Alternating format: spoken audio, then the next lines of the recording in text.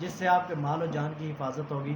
تو رسول اللہ صلی اللہ علیہ وسلم کو حضرت ابو ہریرہ رضی اللہ عنہ نے آ کے بتلایا کہ کیوں نہ اے اللہ کے نبی صلی اللہ علیہ وسلم ہمیں ایک آیت بتلائیے کہ جس کے اندر ہمارے جان و مال کی حفاظت ہو۔ تو حضرت ابو ہریرہ فرماتے ہیں مجھے شیطان نے یہ بات کہی تھی کہ آپ آیت الکرسی پڑھ لیا کریں، اللہ رب العزت آپ کے مال کی حفاظت کرنا شروع کر دے گا، آپ کے مال کی رکھوالی کرنا شروع کر دے گا۔ اور رسول اللہ صلی اللہ علیہ وسلم نے فرمایا تھا تو وہ شیطان، تھا تو وہ ابلیس، لیکن بات اچھی کر گیا ہے۔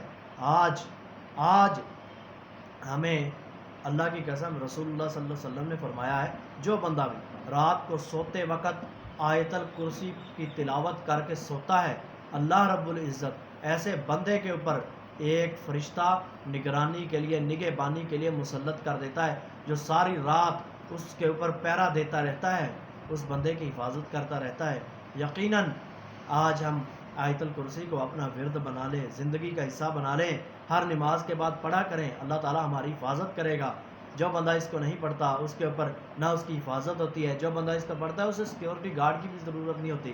اتنا مجرب وظیفہ ہے، مال کی حفاظت، جان کی حفاظت، ہر چیز کی حفاظت اللہ تعالیٰ آیت الکرسی کے ذریعے کرتا ہے۔